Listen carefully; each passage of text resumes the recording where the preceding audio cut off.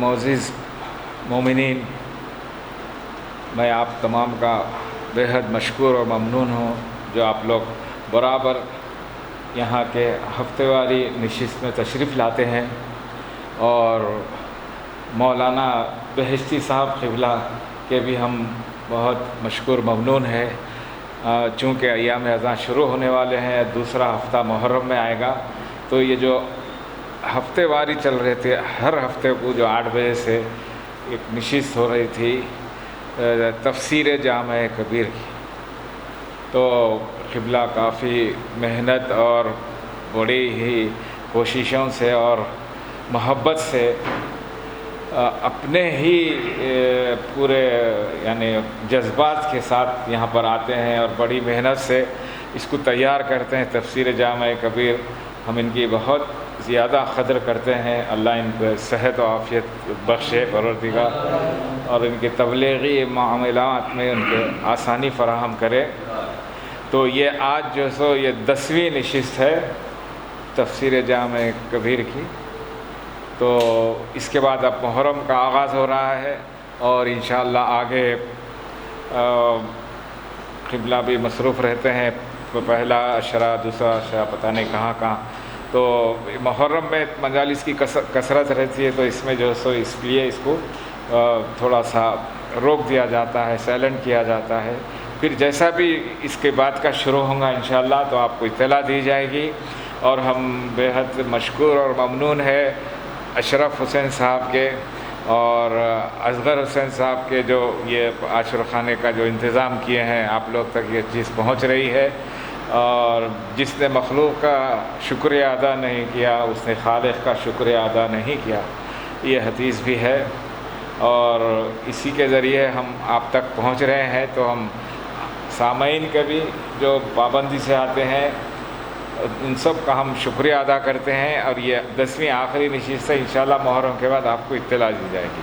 میں قبلہ مہدی حسن بہشتی صاحب سے گزارش کروں گا کہ وہ تفسیر جامع کبیر کی 10ویں نشست کا آغاز کریں۔ صلوات بر محمد و آل محمد، اللہم صلی علی محمد و آل محمد۔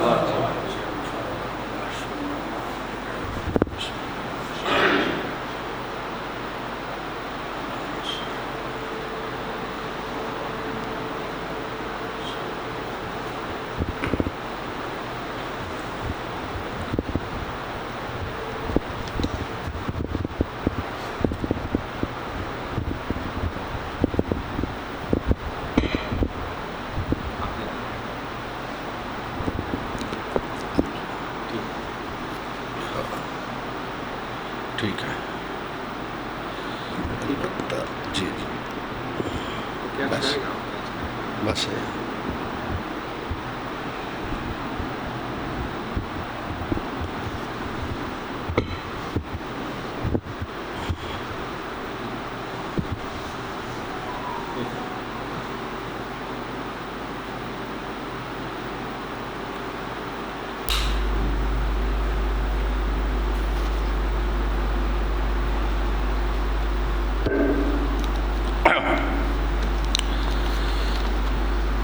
صلوات ارشاد فرمائیں۔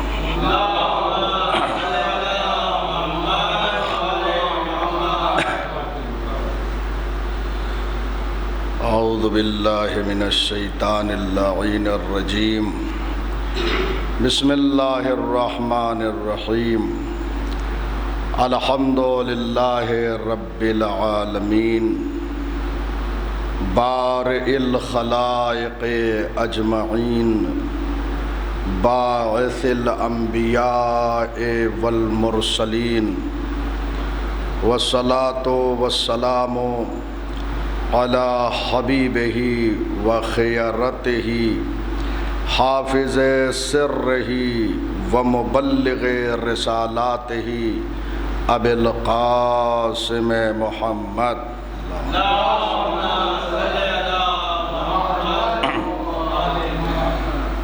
وآلہ الطیبین الطاہرین المعصومین المظلومین، لا سیما بقیت اللہ فی الارضین، روحی وارواح العالمین لتراب مقدمہ الفدا واللعن الدائم على اعدائهم اجمعین من یومنا هذا الى قیام یوم الدین.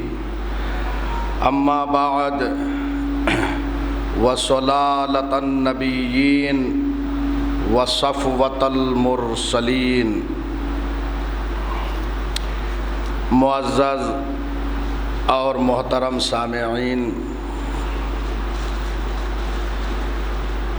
شرح زیارت جامع کبیرہ کے عنوان سے آج یہ ہماری 10ویں نشست ہے. الحمدللہ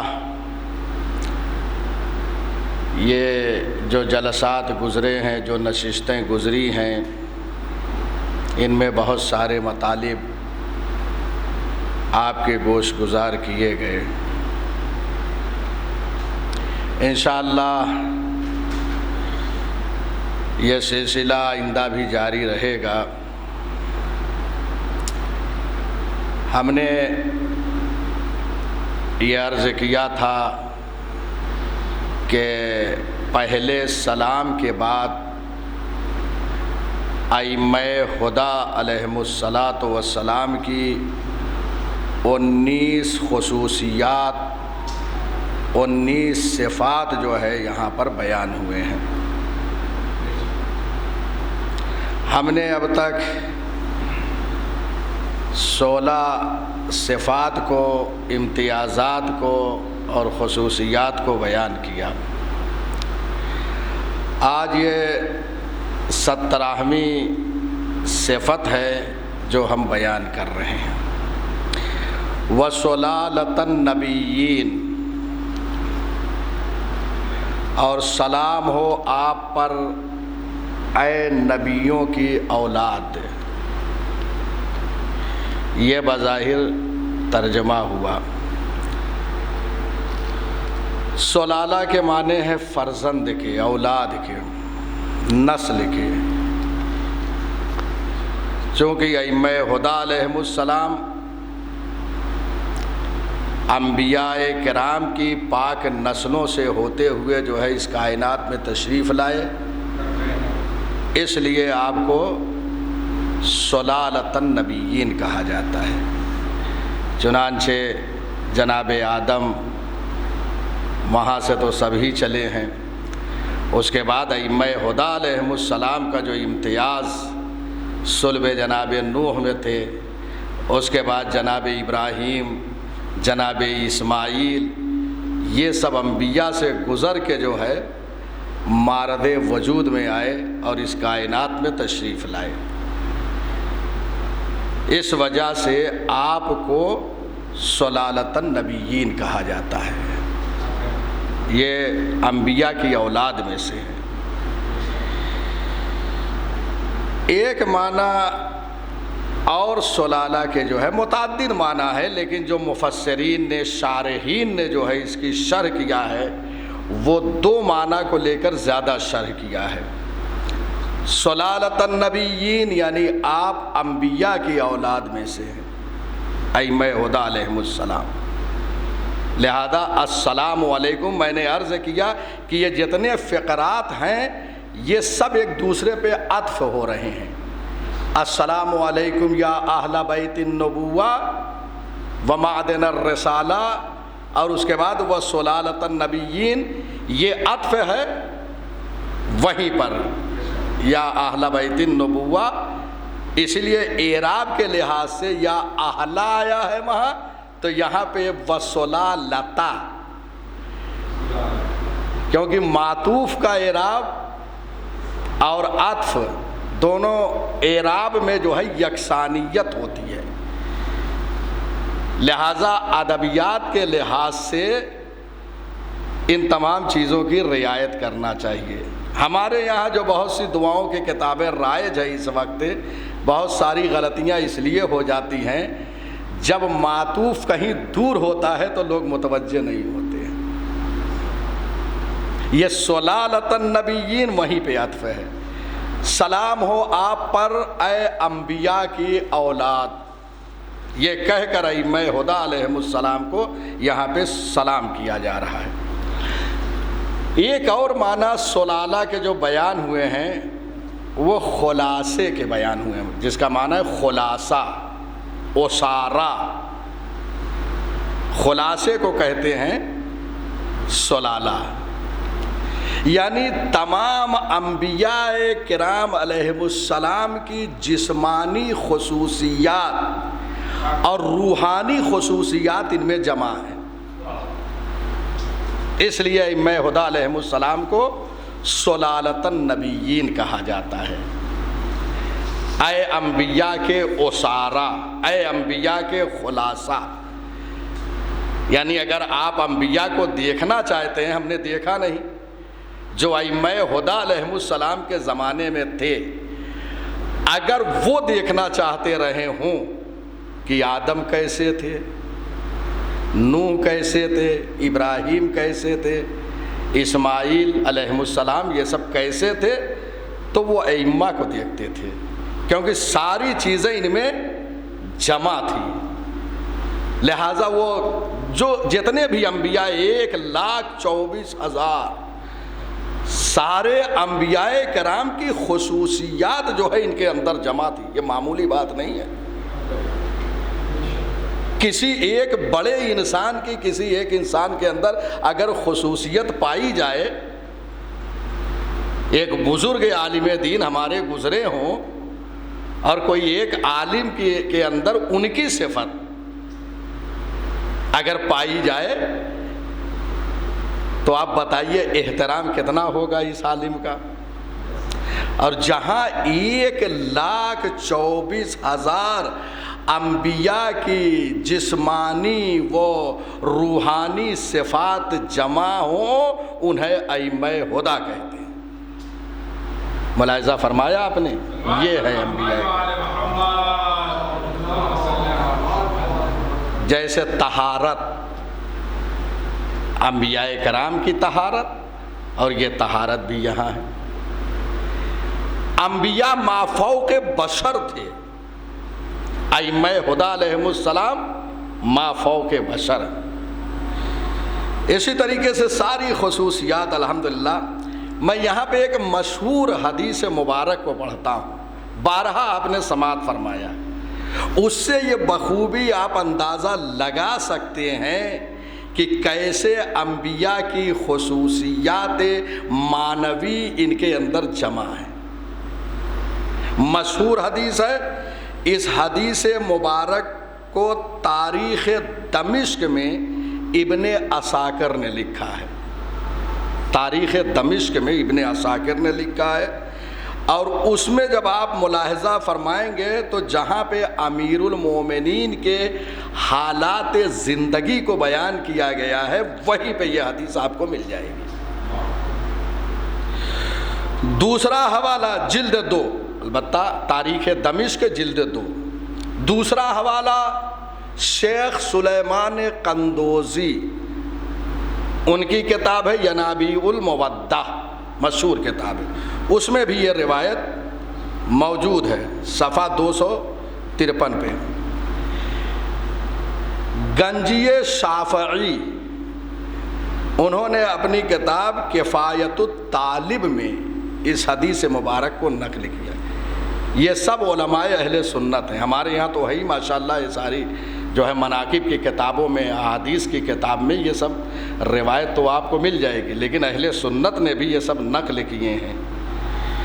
حدیث مبارک قال رسول اللہ صلی اللہ علیہ وآلہ وسلم من اراد ان ينظر الى آدم فی علمہ وَإِلَى نُوحٍ فِي فَهْمِهِ وَإِلَى إِبْرَاهِيمَ فِي حِلْمِهِ وَإِلَى يَحْيَى بْنَ زَكَرِيَّا فِي زُهْدِهِ وَإِلَى مُوسَى بْنَ عِمْرَانَ فِي بَطْشِهِ فَلْيَنظُرْ إِلَى عَلِيِّ بْنِ أَبِي طَالِبٍ عَلَيْهِ الصَّلَاةُ وَالسَّلَامُ.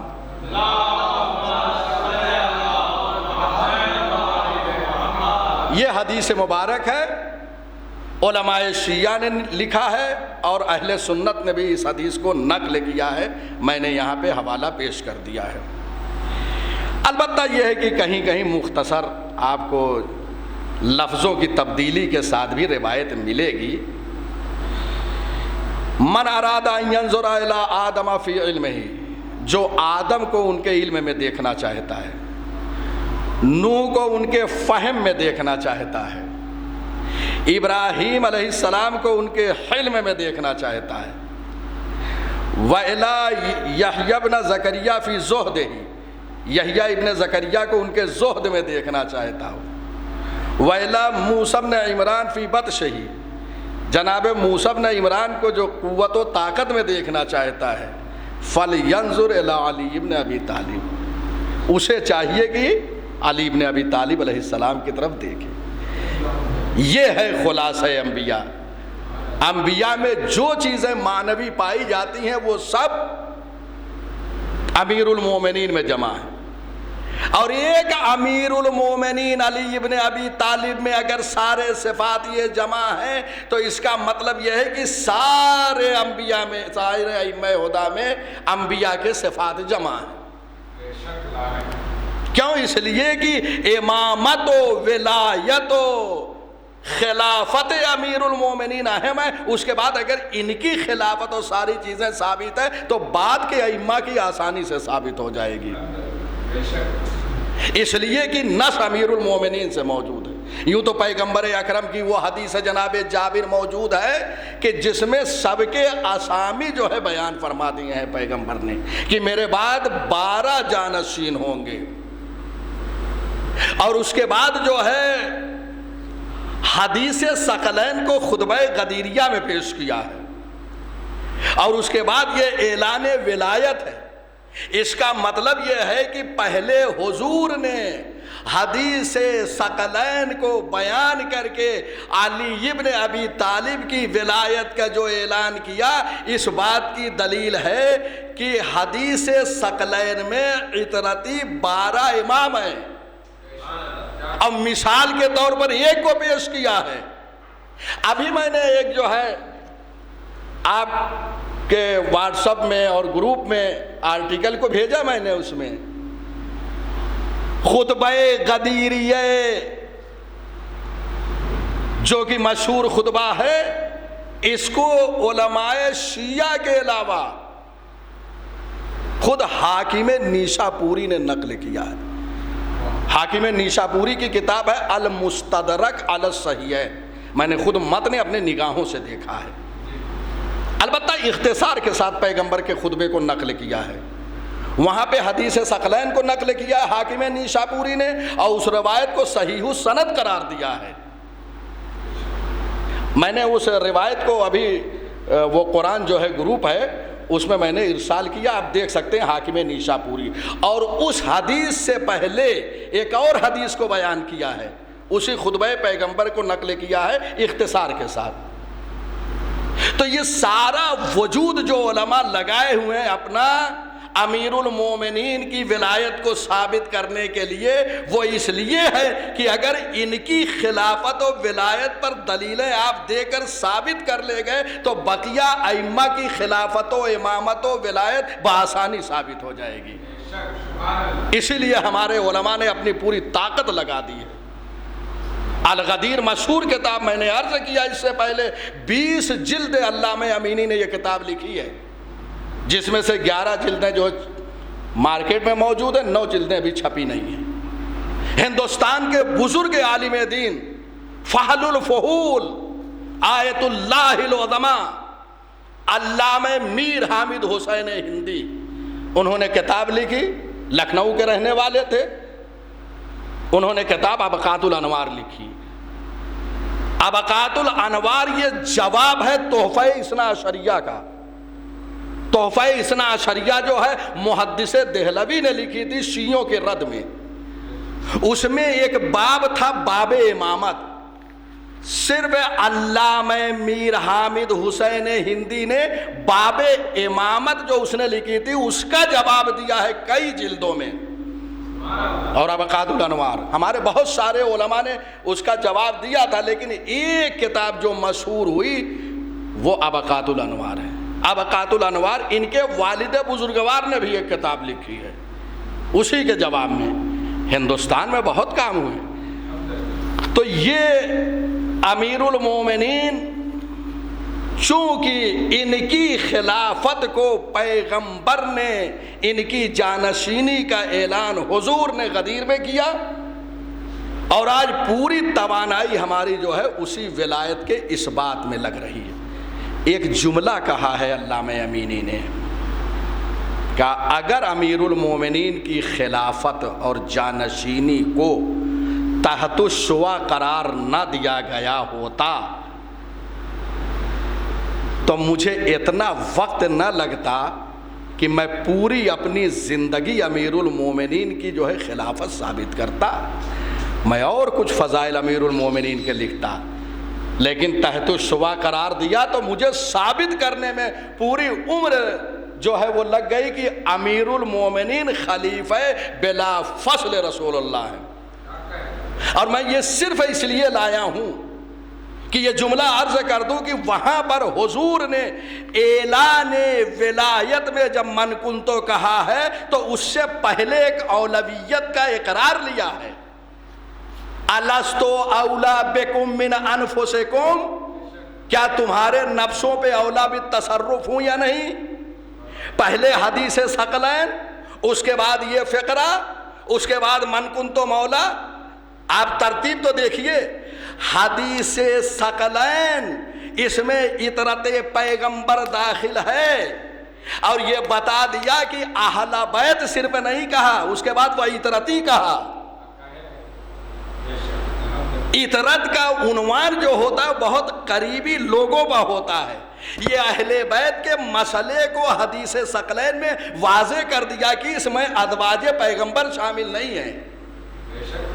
اہل بیتی کے بعد اطرتی، یہ کہنا اس بات کی دلیل یہ ہے کہ مسئلہ ہے کچھ۔ اور اس کے بعد جو ہے اعلان ولایت جب کیا تو اولویت کا، الستو اولا، اولا کا معنی سب پہ ظاہر ہے۔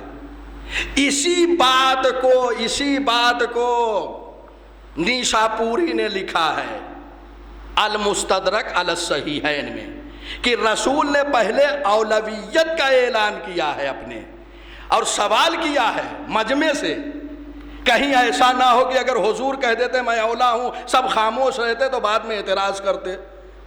پہلے اقرار لیا ہے میں اولا بالتصرف ہوں یا نہیں، سب نے کہا بلا بلا یا رسول اللہ۔ لیکن حاکم نیشاپوری نے لکھا ہے جب حضور نے کہا کہ کون ہے تمہارے نفسوں پہ اولا بالتصرف، تو وہاں پہ حاکم نیشاپوری نے لکھا ہے کہ اللہ و رسولو، اللہ و رسولو، دو ولایت واضح ہو گئی، اللہ اور اس کا رسول جو ہے اولا بالتصرف ہے ہمارے نفسوں پر۔ اس کے بعد فوراً کہا من کنت مولا ہو فہذا علی مولا۔ کیا یہ دلیل نہیں ہے علماء کے لیے؟ کیا یہ اہل سنت کے لیے دلیل نہیں ہے جو حاکم نیشاپوری نے لکھا ہے؟ وہاں جائیں دیکھیں حاکم نیشاپوری کی اس عبارت کو 3 مرتبہ، 1 مرتبہ نہیں 3 مرتبہ حاکم نیشاپوری نے یہ جملہ لکھا ہے کہ حضور نے یہ کہا کیا تمہارے نفسوں پہ اولا بالتصرف ہوں یا نہیں، 3 مرتبہ کہا، 3 مرات، 3 مرتبہ لکھا ہے۔ اس کے بعد کا من کنت مولا ہو فہذا۔ اب کیوں جاتے ہو مولا کے معنی میں؟ دیکھو پیغمبر نے کس چیز کا پہلے اقرار لیا، جو اقرار پیغمبر نے لے لیا وہی مولا کے معنی ہے۔ اب آپ ناصر، دوست اور دوسرے معنی میں کیوں لے جا رہے ہیں؟ لہذا ہمارے علماء نے، اور یاد رکھیے اردو میں کئی جلدیں آ چکی ہے الغدیر کی، آپ اس کا مطالعہ فرمائیں، اہل سنت کی کتب سے ثابت کیا ہے غدیر کو، اہل سنت کی کتب سے ثابت کیا ہے غدیر کو، اور غدیر حدیث تواتر سے ہے، یہ ثابت کیا ہے، خبر واحد نہیں ہے، تواتر سے ہے، اور تواتر جو ہے اس کا کوئی انکار نہیں کر سکتا، وہ حدیث ہوتی ہے۔ بہرحال یہ انبیاء کے خلاصے ہیں. آپ نے ملاحظہ فرمایا تو ائمہ ہدی علیہم السلام ایک معنی سلالہ کے یہ ہیں کہ اولاد انبیاء ہیں، دوسرا معنی یہ ہے کہ خلاصہ انبیاء ہیں. یہ دو جو ہے تفسیر اس کی بیان کی گئی ہے. بہرحال چونکہ یہ سب ولایت کے ایام سے ہم گزر رہے ہیں، لہٰذا ذرا سا یہ میں نے تردن للباب تھوڑا توسیہ دینے کے لیے بحث میں نے عرض کر دیا. اس کے بعد اب آئیے 18واں فقرہ ہے وصفوۃ المرسلین. سلام ہو آپ پر اے نبیوں میں منتخب، برگزیدہ، پسندیدہ. سلام ہو آپ پر اے ائمہ ہدی، آپ انبیاء کے منتخب ہیں. بھئی دیکھیے، ایک جہاں پہ ہزاروں علماء بیٹھے ہوں، اگر وہاں پر ایک کا انتخاب ہو جائے کہ آپ جو ہے ہمارے صدر ہوں گے، تو اس عالم کا مرتبہ کتنا ہوگا؟ بھئی جہاں ہزاروں پائے کے علماء بیٹھے ہوں، ایک کو منتخب کیا جائے تو یقیناً سب کس کو منتخب کریں گے؟ ہر جہت سے دیکھیں گے نا، علم میں، حلم میں، صبر میں، برتواری میں، ساری چیزوں کو دیکھیں گے، اس کے بعد سلیکٹ کریں گے، منتخب کریں گے. یہاں پہ صفوہ کے معنی ہے منتخب. صفوۃ المرسلین، مرسلین کے منتخب، پسندیدہ.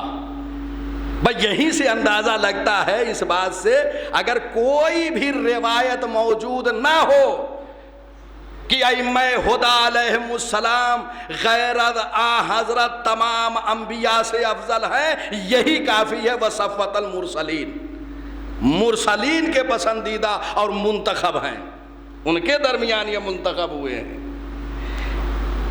1,23,999 انبیاء سے افضل ہیں، اور ساری دلیلیں موجود ہیں افضلیت پر. کتابیں لکھی گئی ہیں، ضخیم کتابیں میں نے دیکھی ہے. امیر المومنین جو ہے انبیاء پہ فضیلت رکھتے، پوری ایک ضخیم کتاب ہے. حضرت زہرا سلام اللہ علیہا وہ انبیاء پہ فضیلت رکھتی ہیں، اس پہ کتابیں لکھی گئی ہیں. یہ ساری کتابیں موجود ہیں. آج کوئی کہیں جا نہیں سکتا. اس سے پہلے پاکستان میں گفتگو ہوئی، مات کھا گئے سب، اس لیے کہ افضلیت پہ دلیل موجود ہے، اور خود قرآن میں بہت ساری دلیلیں آپ کو ملیں گی. وصفوۃ المرسلین، یہ زیارت جامع کبیرہ کے اس فقرے سے واضح ہو رہا ہے کہ ائمہ ہدی علیہم السلام 1,23,999 انبیاء سے افضل و برتر و بالا ہیں. یہ ہے صفوۃ المرسلین. اچھا، اور کیا ہے دلیل؟ کیا ہے صفوہ ہونے پر؟ صفوہ ہونے پہ سب سے بڑی دلیل یہ ہے، ان سے افضل، ان سے برتر، ان سے بالا، ان کے پسندیدہ، ان کے منتخب. سب سے بڑی دلیل یہ ہے کہ جب تک کسی نبی نے اقرار ولایت نہیں کیا، انہیں نبوت نہیں ملی ہے. ملاحظہ فرما رہے ہیں؟ جب تک کہ فضیلت کا اقرار نہیں کر لیا، اور فضیلت بھی کیسی؟ فضیلت وہ کہ ائمہ ہدی علیہم السلام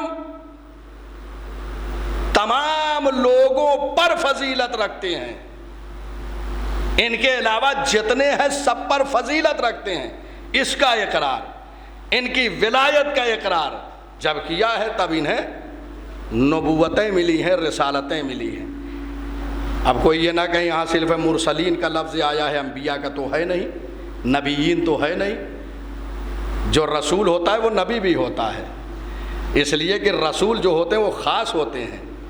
جو رسول ہے وہ نبی ہے. جب رسول جو ہیں ان کے صفوہ ہیں تو رسولوں کا درجہ انبیاء سے بلند ہے. اور اس سے پہلے میں نے کسی نشست میں فرق کو واضح کیا تھا، نبی اور رسول میں فرق کیا ہے، بالترتیب میں نے بیان کیا تھا وہاں پر. بہرحال یہ صفوہ ہیں.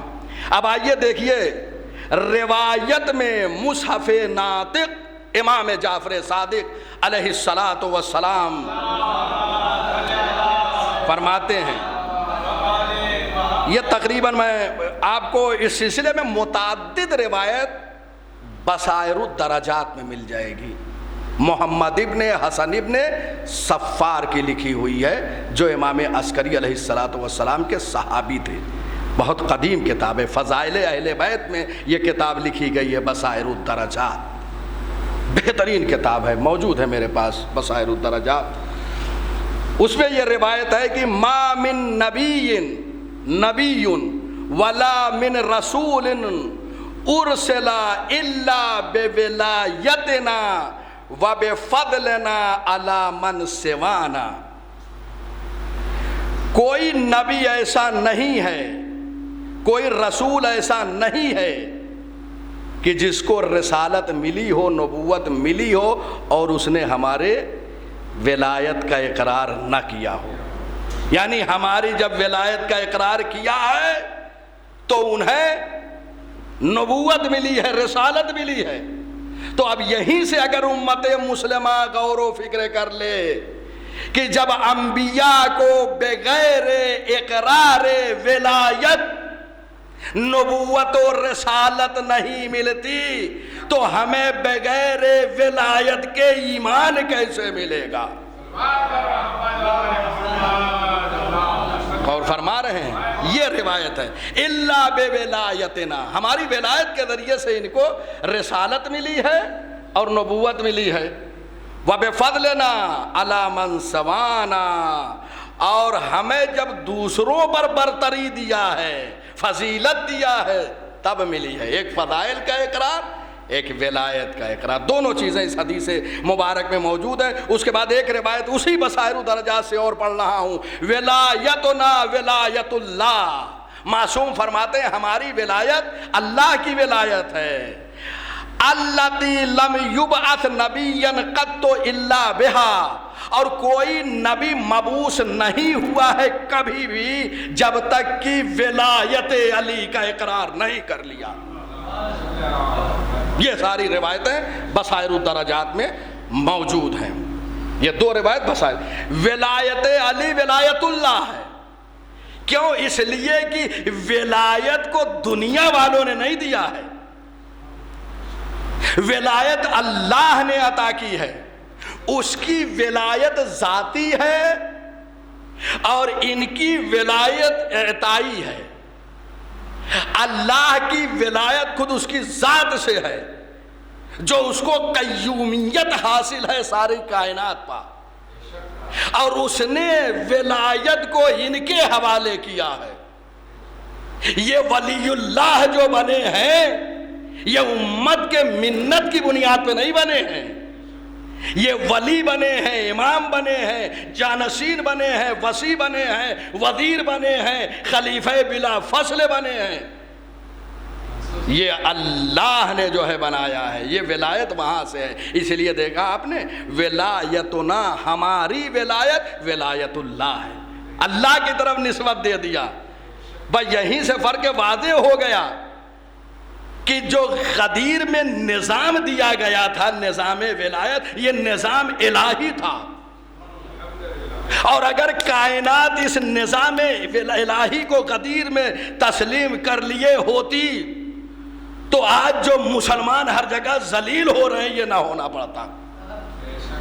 یہ چونکہ ہم نے اس نظام ولایت کو نہیں لیا. اس کے بعد ایک اور روایت ہے، اصول کافی سے یہ پڑھ رہا ہوں، اور یہ روایت جو ہے آپ دیکھیے، اس سے پہلے بھی میں نے ایک اشارہ کیا تھا کہ ولایت علی مکتوبۃ فی جمیع صحف الانبیاء. علی کی ولایت تمام انبیاء کے صحیفوں میں لکھی ہوئی ہے. آسمانی کتاب 4 مشہور ہے، ان 4 میں جناب ابراہیم ہے، توریت، انجیل، زبور. جناب ابراہیم نہیں ہے لیکن ہم پڑھتے ہیں نا سبع حسمہ میں صحف ابراہیمہ و موسیٰ، تو جناب ابراہیم کا بھی صحیفہ ہے۔ اس کا مطلب یہ ہے کہ یہ 4 کتب کے علاوہ اور انبیاء کو جو ہے صحیفے عطا کیے گئے۔ اور میں نے اشارہ کیا تھا کہ علامہ علی اکبر نہاوندی ایران کے ایک بہت مشہور عالم گزرے ہیں، ان کی امام زمانہ میں ایک بہترین کتاب ہے العبقری الحسان، بہترین کتاب ہے۔ پہلے 2 جلدوں میں جو ہے وہ چھپتی تھی، اب کئی جلدوں میں آ چکی ہے عبقری الحسان۔ ان کی کتاب ہے علی اکبر نہاوندی کی، اس میں لکھتے ہیں کہ جتنے انبیاء آئے ہیں اللہ نے سب کو صحیفے دیے ہیں، اللہ نے سب کو صحیفے عنایت کیے ہیں۔ کتاب کا نام المواہب ہے، اس میں لکھا ہے 1,24,000 انبیاء آئے ہیں تو اللہ نے 1,24,000 انبیاء کو صحیفے دیے ہیں۔ اب حدیث مبارک کو سنیے، ولایت علی مکتوبۃ فی جمیع صحف الانبیاء، جتنے انبیاء کے صحیفے ہیں سب میں علی کی ولایت لکھی ہوئی ہے۔ 1,24,000 انبیاء کے صحیفے میں علی کی ولایت کا ذکر ہے، 1,24,000۔ وَلَن يَبْعَثَ اللَّهُ رَسُولًا إِلَّا بِنُبُوَّةِ مُحَمَّدٍ وَوَصِيِّهِ صلی اللہ علیہ وآلہ۔ اور اللہ نے کسی نبی کو مبعوث نہیں کیا جب تک کہ اس نے مصطفیٰ کی رسالت اور علی کی وصایت و امامت و ولایت کا اقرار نہیں کر لیا۔ یہ 3 روایت کافی ہے، روایتیں بہت ساری ہیں لیکن یہاں کے لیے کافی ہے۔ آخری فقرہ عرض کر رہا ہوں، تمام کر رہا ہوں گفتگو کو۔ وَعِطْرَتَ خِيَرَتِ رَبِّ الْعَالَمِينَ وَرَحْمَةُ اللَّهِ وَبَرَكَاتُهُ، اور سلام ہو آپ پر اے عطرت خیرت رب العالمین، اے پروردگار کے منتخب کی اولاد و عطرت، آپ پر سلام ہو۔ بخدا کی قسم یہیں سے یہ جملہ آج اس منبر کی برکت سے آپ لے کے جائیے۔ یہاں پہ کیا فرمایا امام ہادی علیہ السلام نے؟ 10ویں امام سے یہ صادر ہوئی ہے۔ امام نے فرمایا وَعِطْرَتَ خِيَرَتِ، خیرہ یعنی کہتے ہیں منتخب کو، چونکہ رسول جو ہے وہ منتخب ہے اللہ کے، اس لیے یہاں خیرہ آیا ہے۔ خیرہ کا مطلب منتخب، اللہ کے منتخب ہے۔ اے اللہ کے منتخب رسول اکرم کی اولاد و عطرت، آپ پر سلام ہے۔ عطرت کسے کہتے ہیں؟ عطرت اولاد کو۔ یہ 12 امام، یہاں انہی کے لیے تو سلام ہے نا، ابتدا میں آپ نے کیا، یہ 12 امام کے لیے کہیں بھی آپ جا کے بیٹھ کے یہ زیارت پڑھ سکتے ہیں قریب سے۔ اب یہاں پہ غور کیجئے، خدا کی قسم سارے مسائل حل ہو جائیں گے۔ یہاں پہ عطرت کہا ہے، حدیث ثقلین میں کیا کہا؟ وہاں پہ پہلے اہل بیت کہا، کتاب اللہ و عطرتی اہل بیتی، یہ اس لیے دونوں کو ساتھ میں کر دیا کہ عطرت اور اہل بیت کو سمجھنے میں دشواری نہ ہو۔ اہل بیت اور عطرت دونوں کو مترادف لا کے یہ بتا دیا، جو اہل بیت ہے وہی عطرت ہے، جو عطرت ہے وہی اہل بیت ہے۔ ملاحظہ فرما رہے ہیں؟ ابھی اگر کہیں تنہا دیکھ لیں گے کہ اہل بیت تو اب مسلمان جو ہے اولاد کو، ازواج کو، سب کو شامل کر دیں گے، لہذا یہ عطرت رکھ دیا تاکہ اہل بیت کا مفہوم لوگوں کے لیے واضح ہو جائے، اور یہاں پہ واضح کر دیا۔ 12 امام کیا ہے؟ عطرت ہے۔ اور میں نے اس سے پہلے کسی نشست میں یہ سارے جو ہے روایتوں کو بیان کیا تھا، یہاں پہ تھوڑی سی وضاحت کے ساتھ ائمہ ہدی علیہم السلام کو عطرت پیغمبر متعدد روایتوں میں کہا گیا ہے۔ متعدد روایتیں ہمارے یہاں ہیں اور اہل سنت کے یہاں ہے کہ انہیں جو ہے عطرت پیغمبر کہا گیا ہے اور ان کی اطاعت کا حکم دیا گیا ہے۔ اور وہ روایت سب سے بڑی روایت جو ہے، جو ہم بار بار بچپنے سے سنتے چلے آ رہے ہیں، حدیث ثقلین ہے۔ جس کو صرف شیعہ نے نہیں علماء اہل سنت نے نقل کیا ہے۔ ایک پوری ضخیم کتاب ہے حدیث ثقلین پر میر حامد حسین ہندی کی، صرف حدیث ثقلین پر انہوں نے ایک کتاب ہے۔ حدیث ثقلین حدیث متواتر سے ہے، اس کا تواتر ثابت ہے۔ حدیث ثقلین میں حاکم نیشاپوری نے بھی پیش کیا اس حدیث کو۔ پیغمبر نے فرمایا 2 چیزیں چھوڑے جا رہا ہوں، کتاب اللہ و عطرتی، اللہ کی کتاب اور اپنی عطرت کو۔ ملاحظہ فرمایا یہاں عطرت ائمہ ہدی ہیں، پر حدیث ثقلین میں عطرت ائمہ ہدی علیہم السلام ہے، اور یہ دونوں جدا نہیں ہوں گے۔ حدیث ثقلین اور قرآن دونوں کو قریب رکھیے۔ حدیث ثقلین تواتر سے ثابت ہے، علماء اہل سنت نے نقل کیا ہے، ان کی بہت ساری کتابوں میں یہ حدیث آپ کو مل جائے گی۔ تو عطرت ہیں 12 امام، یہاں عطرت 12 امام، بس یہ مسئلہ واضح ہے، روشن ہے حدیث ثقلین سے بھی کہ عطرت جو ہے وہ ائمہ ہدی علیہم السلام ہے۔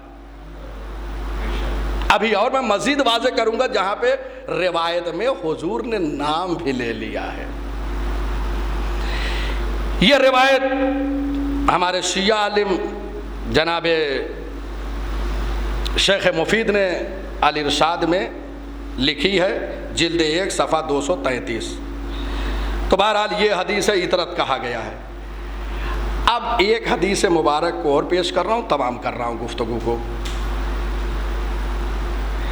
یہ حدیث جو ہے پیغمبر سے وارد ہے، میزان الحکمہ ایک کتاب ہے، ابھی حال ہی میں جو ہے لکھی گئی ہے علامہ رے شہری کی، میزان، بڑی اچھی حدیثوں پہ مشتمل یہ کتاب ہے۔ اس میں یہ حدیث مبارک موجود ہے، قال رسول اللہ صلی اللہ علیہ وآلہ وسلم من سرہ ان یحییٰ حیاتی۔ خوب دقت کیجئے، یہ حدیث مبارک، خدا کی قسم ہم جتنا افتخار کریں اس ولایت پہ کم ہے، جتنا سجدہ شکر کریں کم ہے۔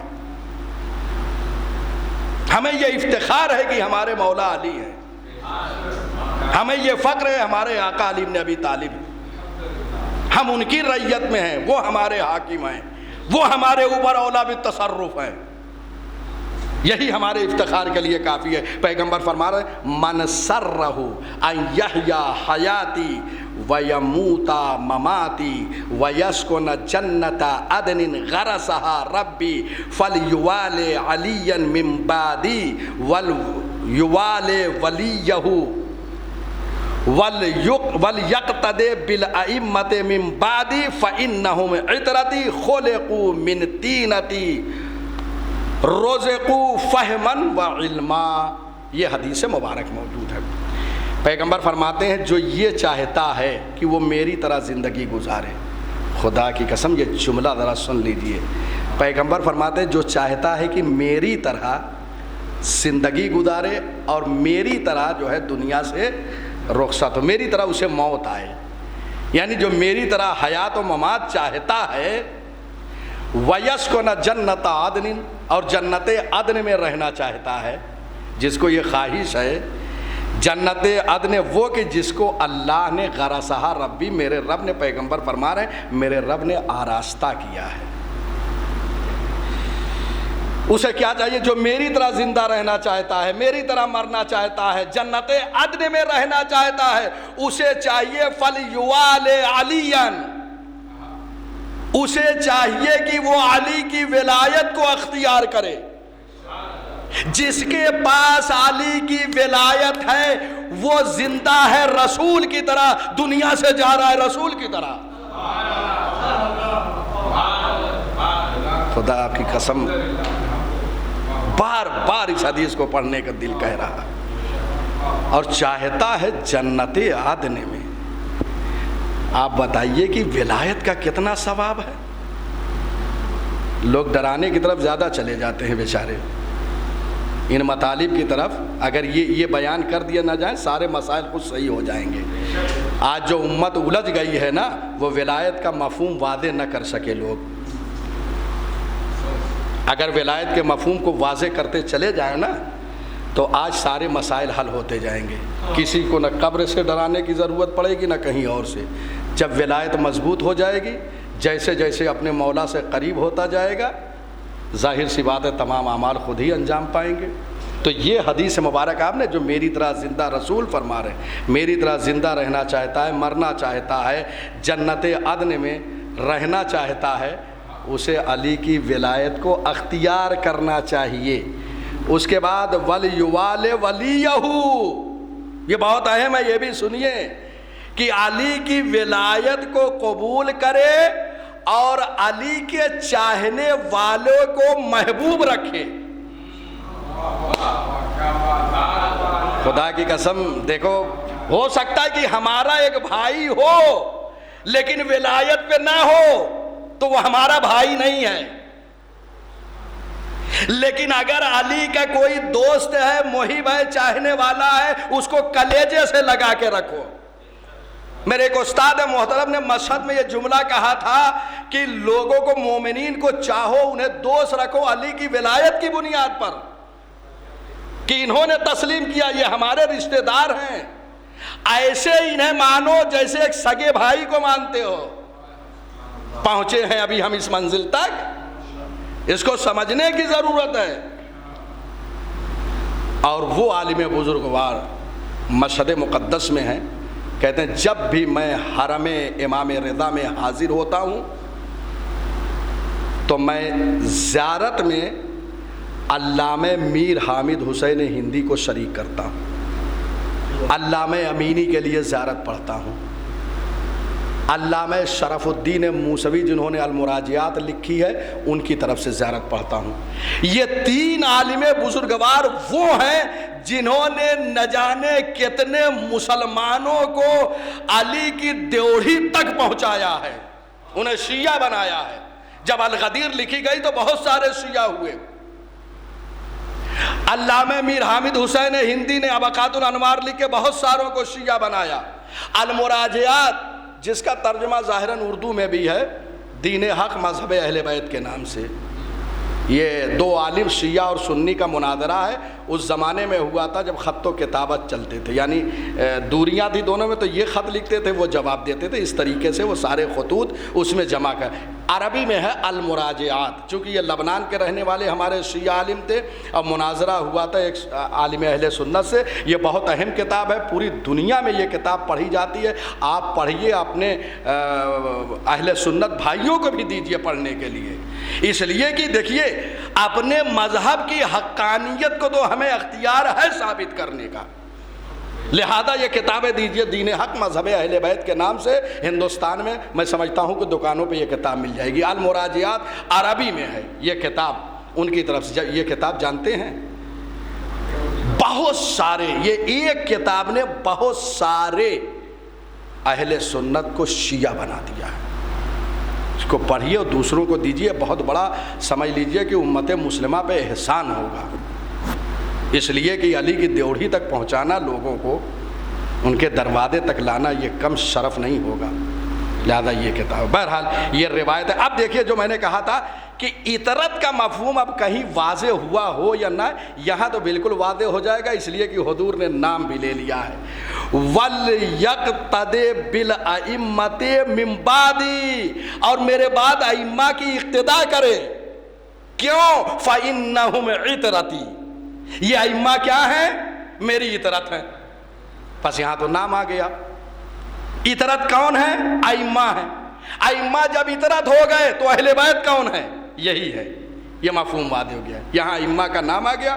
بہرحال یہ مفہوم واضح ہو گیا. وَعِطْرَتَ خِيَرَتِ رَبِّ الْعَالَمِينَ، یہ پروردگار کے منتخب رسول کے اولاد ہیں، اطرت ہیں. آپ پر سلام ہو اے محمد مصطفیٰ کی اطرت. مختصر یہ ترجمہ. یہ بحث تمام ہوئی. اب ایک جملہ ورحمۃ اللہ وبرکاتہ، یہ آخر میں آیا. ورحمۃ اللہ وبرکاتہ جو ہے یہ عطف ہے السلام علیکم. ورحمۃ اللہ، یہاں سے اس فقرے کو وہاں سے ملائیے. السلام علیکم ورحمۃ اللہ وبرکاتہ یا اہل بیت النبوہ و مادن الرسالہ و مختلف الملائکہ، یہ سب آپ پر سلام ہو، اور کیا ورحمت اللہ، اللہ کی رحمت ہو اور اس کی برکت ہو۔ رحمت اور برکت کا معنی یہاں سمجھا دوں بس تمام۔ یہاں پہ رحمت کا معنی جو ہے راغب اصفہانی نے کیا ہے۔ راغب اصفہانی کہتے ہیں کہ یہاں پر رحمت کا معنی ہے کہ نعمتوں کو عطا کرنا، نعمتوں کا عطا کرنا، نعمتوں کا دینا۔ یہ رحمت جو ہے صفت بندوں کی بھی ہو سکتی ہے اور اللہ کی صفت ہے ہی ہے۔ اللہ کی رحمت ہو تو اگر بندوں کے لیے لیا جائے گا کہ یہ بہت رحمت والے ہیں تو معنی یہ ہوگا کہ مہربان ہیں، رقیق القلب ہیں، جلدی کسی کے حوالے سے ان کا دل نرم ہو جاتا ہے، مہربان ہے۔ یہ بندوں کے لیے معنی کیا ہے رحمت کا۔ اور اللہ کے لیے رحمت کا کیا معنی ہے؟ نعمتوں کا عطا کرنا۔ آپ پر سلام ہو اے ائمہ ہدی علیہم السلام ورحمت اللہ، اور مسلسل آپ پر اللہ کی نعمتیں نازل ہو و برکاتہ، اور یہ نعمتیں جو نازل ہو یہ پائیدار ہو، یہ باقی رہے، یہ ہمیشہ رہے۔ یعنی سلام ہو آپ پر، اللہ کی نعمتیں آپ پر نازل ہو، ایسی نعمتیں جو مسلسل ہو، باقی رہے۔ کیونکہ برکاتو جو ہے یہ برکت سے بنا ہے، برکت کا جمع ہے یہ کلمہ۔ برکت جو ہے برکہ سے بنا ہے۔ برکہ کا معنی یہ ہے، آپ نے اونٹ کو دیکھا ہوگا تو اونٹ کا جو یہ سینہ ہوتا ہے اس کو برکہ کہتے ہیں۔ جب اونٹ بیٹھتا ہے اور یہ اپنا سینہ زمین پہ جب ٹیک دیتا ہے تو اسی کو کہتے ہیں برکت۔ چونکہ جب سینہ ٹیک دیا ہے اس نے تو اب یہ اس کا گویا بیٹھنا مستقر ہو گیا ہے، ثابت ہو گیا ہے۔ یہی معنی ہے ثبات کا لغت میں، یعنی یہ اب پائیدار ہے، اس کا بیٹھنا ثابت ہو گیا ہے، بیٹھنا اسی سے برکت نکلا ہے۔ یعنی اے اہل بیت عصمت و طہارت، آپ پر سلام ہو، اللہ کی نعمتیں ہو، اور ایسی نعمتیں جو پائیدار ہو، ہمیشہ رہنے والی ہو، کبھی زائل نہ ہو۔ بہرحال یہ 19 صفات پہلے سلام کے بعد ہم نے ذکر کیے ہیں، اور الحمدللہ 10 نشست میں 19 صفات کو ہم نے بیان کیا ہے۔ وقت نہیں ہے، بہرحال شب مباہلہ ہے، اور آپ حضرات کی خدمت بابرکت میں میں اس عید عظیم کی مبارکباد پیش کر رہا ہوں۔ یہ اہل بیت عصمت و طہارت کی فتح و کامرانی ہوئی ہے عیسائیوں پر، اس لیے کہ حضور نے واقع غدیر سے پہلے فتح مکہ کے بعد نجران کے عیسائیوں کو اللہ کی طرف دعوت دیا اور انہیں بلایا کہ ایمان لاؤ، اللہ کو ایک مانو۔ وہاں خط پہنچا، لوگوں نے غور و خوض کیا، غور و خوض کرنے کے بعد ایک وفد کو آمادہ کیا کہ جا کے مدینۃ الرسول میں آن حضرت سے ملاقات کریں۔ بہرحال یہ وفد چلتا ہے، زرق و برق لباس بہترین آراستہ کیے ہوئے آتے ہیں۔ حضور نے فوراً ان کی طرف سے منہ موڑ لیا۔ وہ یہ سمجھ رہے تھے ہم کسی بادشاہ کے حضور جا رہے ہیں، لیکن رسالت کو یہ گوارا نہیں کہ میری بارگاہ میں اس طریقے سے آیا جائے۔ مزاج شناس رسول علی سے ملاقات ہوئی عیسائیوں کی، کہا حضور نے قبول کیا نہیں ہمیں، کہا لباس کو اتارو، سادہ لباس پہن کے جاؤ۔ گئے، سلام، ساری چیزیں ہوئیں، حضور نے گفتگو ہوئی۔ اس میں سے ایک عالم نے کہا، آنے والے کوئی معمولی نہیں تھے، بڑی بڑی شخصیتیں تھیں۔ اس میں سے ایک نے کہا کہ آپ کا خط آیا، کہا میں نے بھیجا ہے، تمہیں اللہ کی طرف دعوت دیا ہے۔ تو انہوں نے کہا کہ ہم جناب عیسی ابن مریم کو خدا مانتے ہیں، اور بعض کا عقیدہ یہ تھا کہ وہ ابن اللہ ہیں۔ اللہ کے بیٹے ہیں۔ کیوں؟ اس لیے کہ وہ بغیر باپ کے پیدا ہوئے، یہ ان کی دلیل تھی۔ ان کی دلیل کیا تھی؟ کہ ان کا باپ موجود نہیں ہے، لہذا وہ خدا ہے یا ابن اللہ ہے، یہ ان کی دلیل۔ اور ظاہر سی بات ہے کہ بعد سادہ مزاج لوگوں کو یہ دلیل ممکن ہے پسند بھی آ جائے کہ جب ان کا کوئی باپ نہیں ہے تو یقیناً یہ ابن اللہ ہے یا یہ خود خدا ہے۔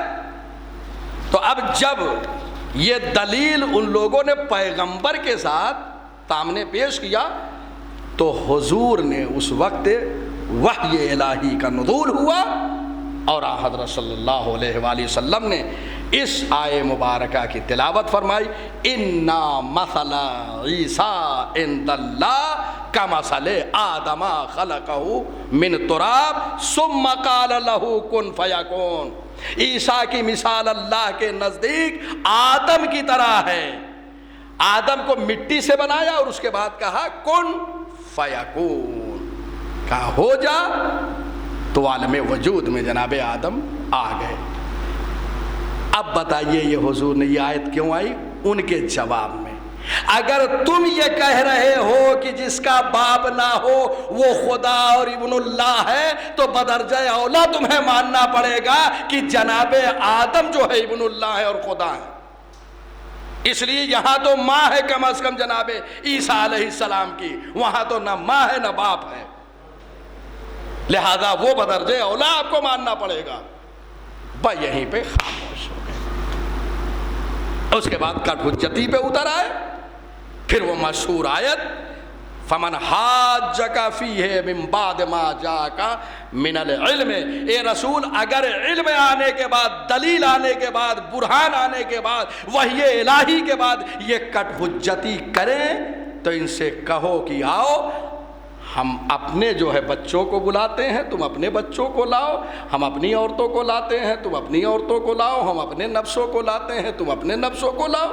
یہ مشہور آیت جو ہے اس کا نزول ہوا، چنانچہ یہ طے پایا مباہلہ کہ مباہلہ اب ہو۔ مباہلہ یہ کرنا کیوں چاہ رہے تھے؟ اس واقعے کو زمخشری نے، فخر رازی نے، بیضاوی نے، یہ سب اہل سنت ہے، سب نے نقل کیا ہے کہ مباہلے پہ بات آئی کہ چلیے ایک دوسرے پر اب نفرین کرتے ہیں، جو حق پہ ہوگا وہ واضح ہو جائے گا۔ عیسائی یہ دیکھنا چاہ رہے تھے کہ حضور لا کس کو رہے، بہت میں خلاصہ پیش کر رہا ہوں اس لیے وقت نہیں، کس کو لا رہے یہ دیکھنا چاہ رہے تھے، نہیں تو وہی ختم کر دیے ہوتے بات کو۔ اگر حضور نے بتا دیا ہوتا کہ آنے والے کون ہے تو ختم ہو گیا ہوتا معاملہ، لیکن مسئلہ دوسرے دن پہ ڈلا۔ حضرت جب مباہلے کے لیے تشریف لے گئے تو آیت کے مطابق ابنانا، ہم اپنے بچوں کو لاتے ہیں، ابنانا میں فخر دین رازی نے لکھا ہے، قاضی بیضاوی نے اپنی تفسیر میں لکھا ہے، اور اس کے بعد جو ہے زمخشری نے اپنی تفسیر کشاف میں لکھا ہے کہ حضور جب چلے ہیں تو حسن و حسین کو لیا، اور اس کے بعد نسانہ میں جناب زہرا سلام اللہ علیہا کو لیا، اور انفسنا میں علی بن ابی طالب کو لیا ہے۔ جس ترتیب سے آیت تھی اسی ترتیب سے یہ قافلہ چلا ہے۔ پہلے ابنانا تھا تو آگے حسن و حسین چلے ہیں، اس کے بعد نسانا ہے، پیچھے جناب زہرا سلام اللہ علیہا، اس کے بعد انفسنا ہے تو جناب زہرا کے پیچھے مولائے متقیان چل رہے ہیں۔ یہ قرآن مجید کی مباہلے میں مجسم تفسیر ہو رہی تھی، اس آیے کریمہ کی مجسم تفسیر ہو رہی تھی۔ اس طریقے سے اہل بیت چلے ہیں، حسن و حسین بیٹے بن گئے۔ خواتین میں گنجائش تو بہت تھی، نسانہ یہ جمع ہے، اور عورتیں کہاں چلی گئی تھی؟ کیوں نہیں لے لیا اپنی ازواج کو حضور نے؟ عیسائی یہ دیکھ رہے تھے کہ اگر ازواج آ گئیں، بچوں میں کوئی اور آ گئے، انفسنا میں کوئی اور آ گئے تو ہم مباہلہ کر لیں گے، لیکن جب پنجتن پاک مباہلے میں تشریف لے گئے ہیں تو اسقف نے دیکھ کر یہ کہا خبردار ان سے مباہلہ نہ کرنا، اس لیے کہ ہم ایسے چہرے کو دیکھ رہے ہیں کہ اگر یہ ہاتھ اٹھا کر بارگاہ رب العزت میں دعا کر دیں تو پہاڑ اپنی جگہ سے چلتے پھرتے نظر آئیں، تو اس کا مطلب یہ ہے کہ اہل بیت اگر اشارہ کر دے تو زمین گردش کرتی ہوئی نظر آئے۔ یہ تو عیسائیوں نے مان لیا ہے کہ ہم، اس کے بعد ایک جملہ کہا ہے جو سب نے لکھا ہے، ہم ایسے نورانی چہرے دیکھ رہے ہیں۔ ارے یہ عیسائیوں نے مسلمانوں کے رخسار پہ ایک تماچا لگا دیا، تم نبی کو اپنا جیسا مانتے ہو، ہم تو نورانی مانتے ہیں، یہ ہے نبی، یہ ہے۔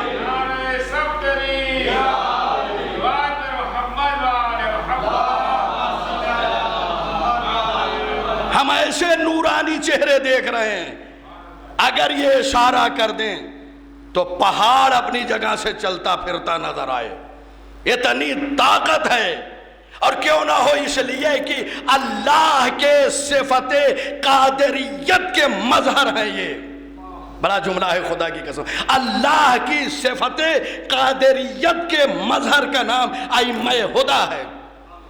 اللہ کی صفت قادریت و علمیت کا مظہر پنجتن پاک ہیں جو گئے ہیں، اور اسقف نے کہا کہ خبردار ان سے مباہلہ نہ کرنا، اگر مباہلہ کر لیا تو روئے زمین پر ایک عیسائی نہ بچے گا۔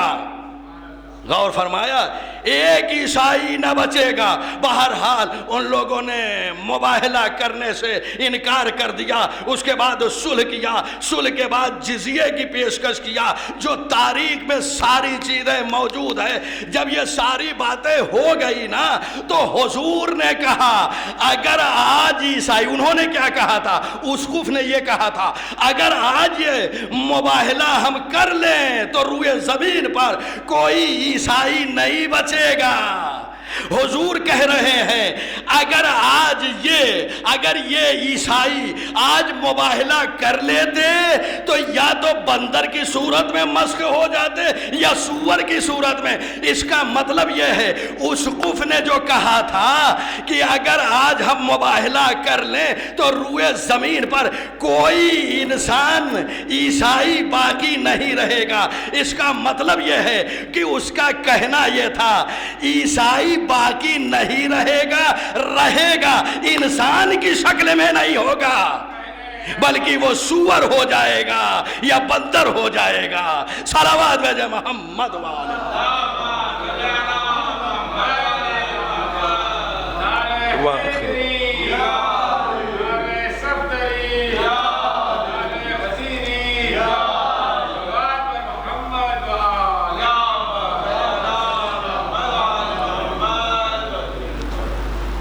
وآخر دعوانا ان الحمد للہ رب العالمین۔ میں بہت معذرت خواہ ہوں، آج آپ کا کچھ وقت زیادہ لے لیا ہے۔ آج آخری یہ جلسہ تھا، تمام باتوں کو ایک منزل تک پہنچانا تھا۔ شب مباہلہ ہے، اس کی مبارکباد بھی کچھ جملوں کے ذریعے سے آپ کی خدمت میں پیش کرنا تھا۔ بہرحال جب یہ تاریخیں مناسبتیں آئیں تو خصوصاً جو ہے ایسی کتابوں کا مطالعہ فرمائیں کہ جس میں یہ ساری چیزیں، خصوصاً اہل سنت کے یہاں سے یہ ساری چیزوں کا مطالعہ کریں تاکہ ان کے سامنے بھی دلیل و برہان کے ساتھ ہم پیش کر سکیں۔ اور بہرحال بہت بہت آپ لوگوں کو یہ عید مباہلہ، عید صداقت اہل بیت علیہم السلام ہے، آپ کو بہت بہت مبارک ہو، کیونکہ یہاں پر صداقت کا مسئلہ تھا اور یہی آخر میں تھا فنجل لعنت اللہ علی الکاذبین۔ تو بہت ساری باتیں تھیں، میں نے ایک وقت نہیں تھا، بہت مختصر اور خلاصے کے طور پہ آپ تک ساری باتیں پہنچائی ہے۔ انشاءاللہ کل کے اعمال ہیں، اعمال کرنے کے بعد وہی نماز جو غدیر کے دن ہے، وہی مباہلے کے دن ہے، 2 رکعت نماز جیسے ہم نے غدیر کے دن زوال سے پہلے پڑھی تھی وہی نماز پھر ہے۔ اس کا مطلب یہ ہے کہ مباہلہ غدیر سے کم نہیں ہے، اسی لیے عمل وہی ہے جو غدیر کے دن والا ہے۔ بہرحال اعمال میں مجھے بھی دعائے خیر میں یاد رکھیے گا۔ آئیے بارگاہ رب العزت میں دعا کرتے ہیں، خدایا بحق الزہرا و ابیہا و بالہا و بنیہا والسر المستودع فیہا، اس ذکر قلیل کو ہم سے قبول فرما۔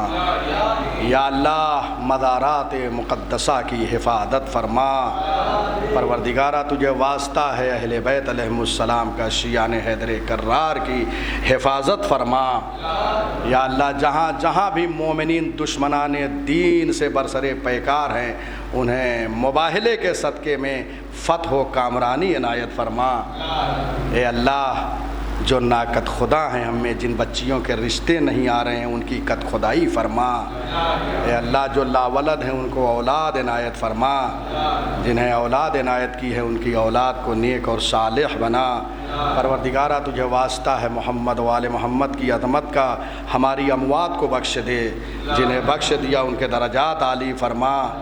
اے اللہ ہم میں بہت سے ہیں جو مریض ہیں، اس وقت گھروں میں ہیں، اسپتالوں میں ہیں، بعض لوگوں نے دعاؤں کی فرمائش کیا ہے۔ پروردگار تجھے واسطہ ہے اس شب عید کا، عید اہل بیت علیہم السلام کا صدقہ، پنجتن پاک کا صدقہ، انہیں شفائے کاملہ و عاجلہ عنایت فرما۔ اے اللہ تجھے واسطہ ہے محمد و آل محمد کی عظمت کا، یہ 2 سال سے جو ہم گزر رہے ہیں بہت عجیب و غریب حالات سے گزر رہے ہیں، بہت سے مومنین جو ہیں بے روزگار ہو چکے ہیں۔ پروردگارہ جو بے روزگار ہیں ان کو رزق روزی مہیا فرما دے، جو برسر روزگار ہیں ان کے رزق روزی میں برکت عنایت فرما۔ اے اللہ ہمارے جوانوں کو نیک اور صالح بنا۔ اے اللہ تجھے واسطہ ہے محمد و آل محمد کی عظمت کا، جب تک اس دنیا میں زندہ ہیں قرآن اور ولائے اہل بیت علیہم السلام سے متمسک رہیں، مرنے کے بعد شفاعت محمد و آل محمد نصیب فرما۔ پروردگارہ اپنی حجت یگانہ یوسف زہرا منتقم خون حسینی حضرت بقیت اللہ العظم کے ظہور میں تعجیل عنایت فرما۔ پروردگارہ ہمارے اعمال اس قابل بنا کہ جب امام تشریف لائیں تو ہمیں اپنے لشکر کے لیے منتخب فرما لیں۔ وآخر دعوانا ان الحمد للہ رب العالمین۔ جی جی جو حضرات یہاں تشریف لاتے ہیں بہرحال وہ تو سماعت فرماتے ہیں، اور اس وقت آن لائن بھی لوگ سماعت فرما رہے ہیں، ہر جگہ بیٹھے ہوئے، دوسرے ممالک میں، دوسرے شہروں میں، ماشاءاللہ۔ یہ دیکھیے مختصر نور میں جو آ گیا یہاں پر تو دور دور تک باتیں پہنچا دے رہے ہیں، اس کے ذریعے سے انشاءاللہ بہرحال لوگ سماعت فرما رہے ہیں۔ یہ ڈائریکٹ، اور جو نہیں سماعت فرما رہے ہیں اس وقت، یہ کسی وقت بھی یہ یوٹیوب جو ہے اس پہ آپ کے اپلوڈ کر دی جائے گی، یہ ساری جو نشستیں آپ وہاں جو ہے مطالعہ فرمائیے۔ بہرحال ایک عظیم زیارت ہے، اس زیارت کا نام ہے زیارت جامع کبیرہ، آخر میں ہے تو لکھنے میں ذرا سا انگلش میں وہ کبیرہ جو ہے وہ نہیں آتا ہے واضح طور پہ، بہرحال اس کو بھی وہ درست کر لیجئے۔ بہرحال اگر کوئی کوتاہیاں رہ گئی ہو، میں 10 نشستوں میں حاضر ہوا، بہرحال آپ درگزر فرمائیے گا۔ اب اس کے بعد ایام عزا بھی قریب ہے، استقبال کیجئے، ایام عزا میں مجلسوں میں شرکت کیجئے، اور اس لیے شرکت کیجئے تاکہ امام حسین کے انقلاب کربلا کے ذریعے سے اپنے وجود میں ایک انقلاب پیدا کریں، اور ہمارا ہر آنے والا دن گزشتہ دن سے بہتر ہونا چاہیے۔ ہم مجلسوں میں 2 تبرک لینے جائیں، صرف یہ تبرک نہیں، اس کے ساتھ ساتھ ایک معنوی ہوتا ہے، ایک مادی ہوتا ہے۔ مادی تبرک جو کھانے پینے کی چیزیں ہوتی ہیں وہ دی جاتی ہیں، وہ حسین سے منسوب ہو جاتی ہیں۔ اچھا تبرک کیوں کہا جاتا ہے؟ ایک کھچڑی بھی اگر امام حسین کے نام سے منسوب ہو جاتی ہے نا، تو دسترخوان پہ جب رکھی جاتی ہے وہ، تو کھانوں کا سردار وہ کھچڑی بن جاتی ہے۔ آپ دیکھتے ہیں لے کے جاتے ہیں تو ماں تھوڑا تھوڑا سب بچوں کو وہ دیتی ہے کہ تھوڑا تھوڑا سب تک پہنچ جائے۔ یہ اتنی متبرک بنی کیسے؟ یہ اس لیے کہ 1 گھنٹہ، جبکہ وہی آپ کہیں سے کسی ایک باورچی سے بنوا کے لے کے آئیں، وہی بازار کا چاول، وہی دال، وہی ساری چیزیں، لیکن 1 گھنٹے آ کے ذکر حسین سے وابستہ ہو گئی تو اتنا اثر آ گیا کہ تبرک وہ جو ہے کہلایا۔ اس میں جان تو نہیں ہے، ایک انسان جو جاندار جا رہا ہے اگر 1 گھنٹہ حسین سے وابستہ ہو کے آتا ہے مجلسوں سے تو اسے انسانوں کا سردار ہونا چاہیے۔